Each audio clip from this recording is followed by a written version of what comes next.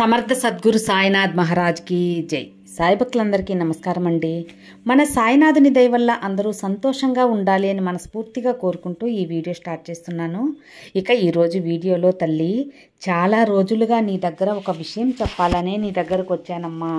రేపు గురువారం నీకు అతి పెద్ద ఆశ నెరవేరబోతుంది తల్లి అని చెప్పి బాబాగారు మనకు ఒక సందేశం తీసుకొచ్చారు. అది ఏంటి, ఏం చెప్పబోతున్నారు అని మన సాయినాథుని మాటల్లోనే విందామా. తల్లి, నీకైనది, నీకు కావాలన్నది, నువ్వు ఆశపడ్డది, నీ అతి పెద్ద ఆశ తీర్చాలనే నీ దగ్గరకు వచ్చాను. ఆ ఆశ నాకు కూడా ఉందమ్మా. ఆ ఆశ తీర్చి నీ దగ్గర మాట్లాడాలని ఎక్కువసేపుగా ఎదురు చూస్తున్నాను బిడ్డ. ఇక కొన్ని క్షణాలలో నీ కష్టాలు బాధలు తీరిపోయి ఆనందం కలిగేలా తీయటి సంతోషాన్ని అందిస్తాను. ఆశలన్నీ నెరవేరేలా చేసి, నువ్వు ఆశపడ్డ విధంగా జరిగేలా చేసి, నువ్వు కోరింది, నువ్వు ఆశపడింది, నువ్వు నెరవేరాలని అనుకున్నది, నీకు ఆనందాన్ని రెట్టింపు చేసే ఆ ఆశను నెరవేరుస్తాను తల్లి. అంతకుముందు ఒక విషయం గుర్తుంచుకో, నీ జీవితంలో అన్ని విషయాలు సరి ఆగబోతున్నాయి. నువ్వు చేసే పనులలో కొద్దిగా జాగ్రత్తగా ఉండు చాలు. ఏ నిర్ణయం తీసుకోవాలన్నా 1కి 2 సార్లు ఆలోచించు. అది అందులో వచ్చే సమస్యలు నువ్వు తప్పించుకోవచ్చు. దిగులు అనేది మురికి నీటిలో మునగటంలాతో సమానం తల్లి. తెలివిగా ఆ సమస్యల నుంచి పోరాడి బయటకు రావాలన్నదే మంచినీటిలో స్నానం చేయటంతో సమానం. అందువల్ల దేని గురించి ఆలోచించినా దానికోసమే బాధపడకుండా దాని నుంచి బయటపడటం ఎలా అని ఆలోచించు. నువ్వు సొంత ఆలోచనలతో ఆలోచించు. అలా ఆలోచించి నిర్ణయం తీసుకో. నీకు ప్రతి విషయంలో మంచి దారిని చూపిస్తాను. అప్పుడు ఎవరి దగ్గర నువ్వు ఓడిపోవు బిడ్డా.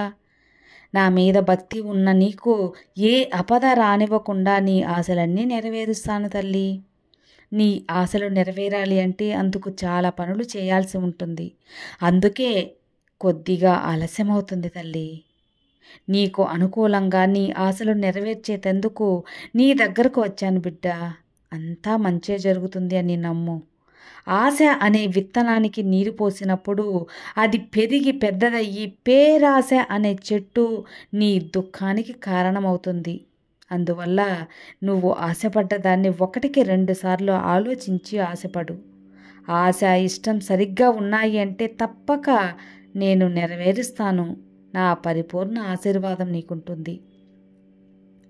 ఎవరి వస్తువులకు ఆశపడకుండా, ఎవరి కష్టాన్ని కలిగించకుండా న్యాయబద్ధమైన కోరికలు కోరి అలాంటి పక్షాన నేను తప్పక నెరవేరుస్తాను బిడ్డ. నీకైనది రాసినప్పుడు, నీ కోసం నేను ఎత్తిపెట్టినప్పుడు కొద్దిగా ఆలస్యమైనా సరే తప్పకుండా నీకొచ్చే చేరుస్తాను. నీ కోసం దాచి ఉంచింది నీకే బిడ్డ. నువ్వు చేసే మంచి చేస్తూనే ఉండు. చెడు అనేది అస్సలు తలవవద్దు. తప్పక నీకు మంచి భవిష్యత్తు ఉంటుంది. ప్రశాంతంగా జీవించు. అదే అన్యాయం, అధర్మం అయితే నీకు నిద్ర లేకుండా నరకాన్ని చూపిస్తుంది. అన్ని సందర్భాలలో అందరికీ మంచే కోరుకున్నప్పుడు నీకు కూడా మంచే జరుగుతుంది కదా. మంచిని చేయటం అలవాటు చేసుకో. మంచి చేయకపోయినా సరే చెడు మాత్రం చేయకు తల్లి. సాయం చేయకపోయినా సరే ఎవరికి కూడా అపకారం చేయవద్దు బిడ్డ. ఇప్పటి వరకు నువ్వు జీవించిన జీవితాన్ని తుడపలేము. అందులో మంచి చేసినా సరే చెడు చేసినా సరే. కానీ ఇక జరగబోయే నీ జీవితంలో నువ్వు జీవించబోయే జీవితాన్ని నువ్వు మార్చుకోవచ్చు. నీకు నచ్చినట్టు నీ బాబాకి చెప్పినట్లు మార్చుకోవచ్చు.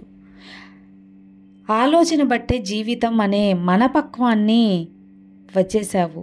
నీ పనులు మంచిగా న్యాయబద్ధంగా ఉన్నాయంటే గెలుపు నీకు తప్పక చేరుతుంది. ఇప్పుడు నీకు జరిగిన పాఠాలను బట్టి మంచిగా జీవించేందుకు ప్రయత్నించు తల్లి. అన్ని విషయాలు నీకు అనుకూలంగా జరిగినప్పుడు నా బాబానే చేశారా అని నువ్వు గుర్తుపెట్టుకోవాలి. ఇతరులకు నువ్వు చేసే మంచి చిన్నదైనా పెద్దదైనా నీకు పుణ్యం మాత్రమే చేరుతుంది. ఆఖరిగా ఇంకొక విషయం, ఎప్పుడు కూడా నీకు చేసిన సాయాన్ని మరువకు. అలాగే నువ్వు చేసిన సాయాన్ని గుర్తుంచుకోవద్దు. అదే నీకు పుణ్యాన్ని, జీవితాన్ని, అందమైన జీవితాన్ని అందిస్తుంది. భగవంతుని పరిపూర్ణ ఆశీర్వాదం అందిస్తుంది. నా మాటలు నీకు అర్థమయ్యాయి కదా తల్లి. ఎట్లాంటి పరిస్థితుల్లో అయినా సరే నీకు నేను అండగా ఉంటానమ్మా.